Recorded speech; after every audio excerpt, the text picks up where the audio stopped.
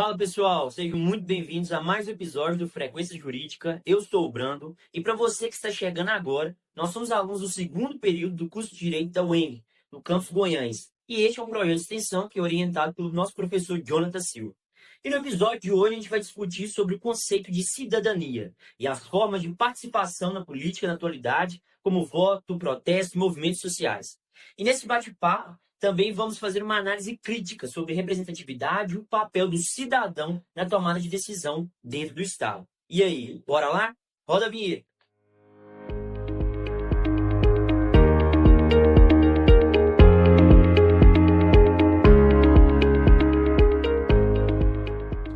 E é lógico que eu não poderia estar aqui sozinho, né? Estou aqui com o Ezequiel. Olá, pessoal. E com a Lorena. Oi, gente! É um prazer estar aqui nesse bate-papo com vocês. E muito bacana a gente conversar sobre esse assunto. Até mesmo para a gente romper essa ideia de que cidadania é só ir às urnas de 4 em 4 anos e exercer o voto, né? Boa, Lorena. Então a gente tem que entender um pouquinho mais sobre esse conceito. Em termos de origem, a palavra cidadania, ela vem do latim civitas, que quer dizer cidade. E na Grécia Antiga, considerava-se cidadão aquele que era nascido em terras gregas ou romanas. Então a palavra cidadania era utilizada para poder indicar a situação política de uma pessoa e os direitos que essa pessoa poderia exercer. E juridicamente, o cidadão ele vai ser aquele indivíduo que ele detém gozo de direitos civis e políticos de um Estado. E em um conceito mais amplo, cidadania vai dizer que a qualidade de ser cidadão e, consequentemente, sujeito de direitos e de deveres. Muito bom, gente. E também vale trazer para essa roda de conversa aqui que José Murilo de Carvalho traz uma definição muito interessante, né, do que é ser cidadão. Ele é um autor do livro Cidadania no Brasil, Um Longo Caminho, e logo no começo do livro ele diz que o cidadão é aquele que detém, né, plenamente dos direitos civis, políticos e também sociais. E o interessante dessa definição é que ela abrange também a esfera social. Por isso, a cidadania ainda é algo a se discutir muito. Como a Lorena mesmo mencionou, não se trata apenas de direitos políticos. Inclusive, gente, vocês sabiam que a nossa Constituição Federal tem o apelido de Constituição Cidadã? É mesmo? Nossa, interessante, interessantíssimo. 3 anos antes da sua promulgação, o contexto social era de ditadura militar. Então, o que se via ali era praticamente todos os direitos políticos sendo cassados, sem contar, né, a rígida censura aos meios de comunicação. E aí vem a Constituição Federal de 1988, trazendo para o povo brasileiro diversos direitos e garantias individuais, como direito à saúde, educação, propriedade, moradia. Foi graças a essa diversidade de direitos e garantias que a Constituição recebeu o nome de Constituição Cidadã. E também pelo fato de que em nenhuma das constituições brasileiras anteriores houve a participação do povo, como na elaboração da Constituição de 1988. E dentro disso, a gente também tem que entender um pouco melhor o que é ser considerado um cidadão brasileiro. Já que aqui no Brasil, é considerado cidadão todo aquele indivíduo que tem o gozo de direitos civis e políticos. Então, isso vai abranger quanto brasileiros natos, quanto brasileiros naturalizados. Já que o nato é aquele que nasce dentro do território brasileiro, independente da nacionalidade dos seus pais, ou que nasce em qualquer outro lugar do mundo, desde que os seus pais sejam brasileiros e de que eles vão em uma embaixada ou consulado daquele país para providenciar o registro do seu filho. E já o brasileiro naturalizado, ele pode ser qualquer estrangeiro que queira morar aqui no Brasil.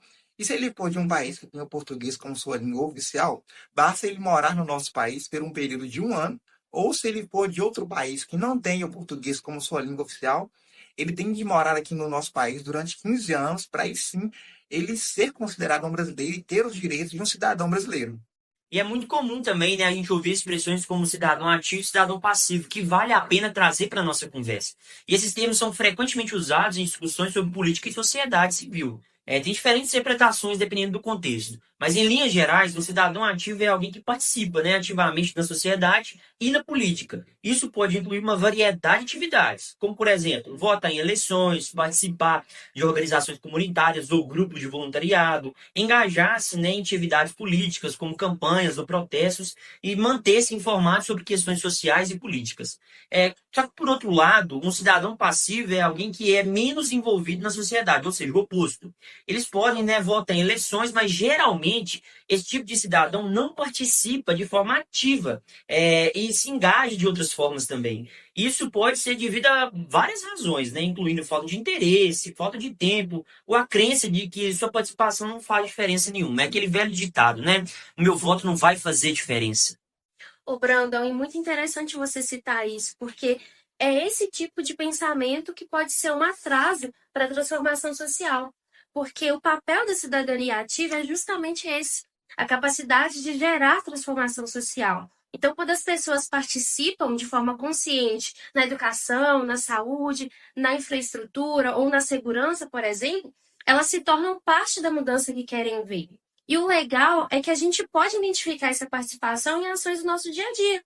Desde movimentos e protestos que ganham força nas ruas e nas redes sociais, até ações mais práticas, como assinar um abaixo-assinado, por exemplo, né? Tudo isso mostra o poder da voz coletiva. Exercitar a cidadania ativa, além dessas práticas rotineiras, também significa participar de processos democráticos, como um plebiscito, ou até propor projetos e ideias que beneficiam a comunidade. Só que vale a pena a gente lembrar que nem sempre a internet impulsiona a cidadania.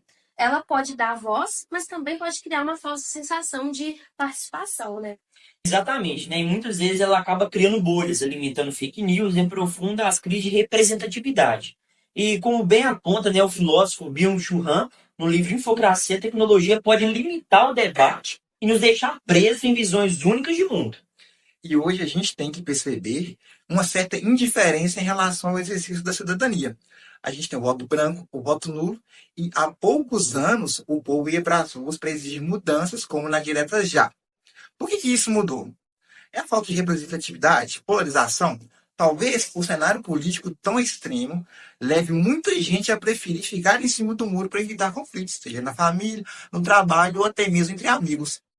E o nosso objetivo com essa conversa é provocar reflexão. Ser cidadão, como nós já falamos no início, vai muito além do voto. É participar, questionar, propor e agir em prol do coletivo, desde pequenas atitudes na sua comunidade até a escolha de quem vai representar o país. Tudo isso faz parte do exercício da cidadania. E como futuros operadores do direito, é fundamental que a gente entenda que uma democracia forte depende de cidadãos conscientes e atuantes. E a intenção do nosso bate-papo aqui é gerar em vocês, despertar em vocês o interesse para serem cidadãos ativos e inseridos na sociedade. E esperamos que esse episódio tenha te ajudado a repensar um pouco mais sobre o seu papel na cidadania, principalmente do nosso país. Então é isso, pessoal. Esse foi mais um episódio do Frequência Jurídica. Foi um prazer estar com vocês. E não se esqueçam de seguir o Frequência Jurídica nas redes sociais e nas plataformas de áudio. Nosso agradecimento especial aos colegas que contribuíram com o projeto, que é a Dalila, a Emanuele, a Ingrid e o Robson. Valeu, pessoal, e até a próxima, ouvintes!